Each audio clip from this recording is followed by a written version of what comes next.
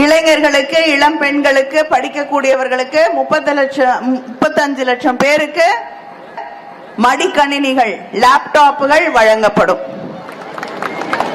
காலை உணவு திட்டம் இப்ப 5வது வகுப்பு படிக்கிற பிள்ளைங்களுக்கு மட்டும்தான், அது வரைக்கும் தான் காலை உணவு திட்டம். அடுத்த முறை ஆட்சிக்கு வந்தவுடன் 8வது வகுப்பு வரை அது உயர்த்தி வழங்கப்படும். எல்லாரும் போர்டு வச்சிட்டு நிக்கிறாங்க, காட்டுங்க.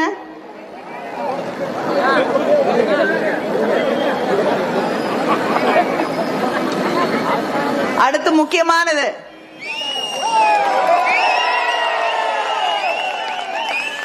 என்னது?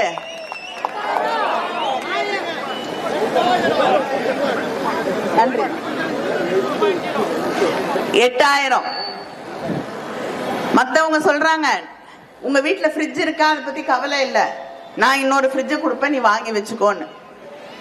ஒரு ஃப்ரிட்ஜ் இருந்தா இன்னொரு ஃப்ரிட்ஜ் வச்சுட்டு என்ன செய்யறது? ஆனா நம்முடைய முதலமைச்சர் தேர்தல் அறிக்கையிலே சொல்லி இருக்கிறார்கள், உங்க வீட்டுல ஃப்ரிட்ஜ் இருந்தா வாஷிங் மெஷின் வேணுமா வாங்கிக்கோங்க, வாஷிங் மெஷின் இருக்கா, கிரைண்டர் வேணுமா வாங்கிக்கோங்க. நான் 8000 ரூபாய்க்கு கூப்பன் கொடுக்கிறேன், வவுச்சர் கொடுக்கிறேன்.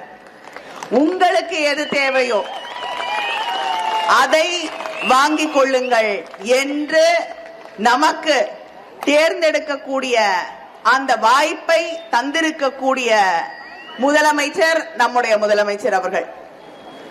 இந்த பகுதியிலே நிறைய சாதனைகளை, பெரிய பட்டியல் இருக்கு.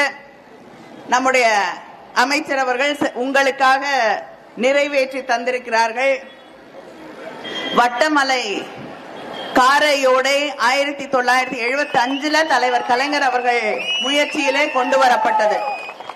இந்த 5 ஆண்டுகள் ஆட்சியில மட்டும் 3 முறை பரம்பிக்குளம் ஆழியாறு நீர்த்தேக்கத்திலிருந்து அதுக்கு தண்ணீர் கொண்டு வரப்பட்டது, விவசாயிகள் பயன்படுத்திக் கொள்ளக்கூடிய வகையில்.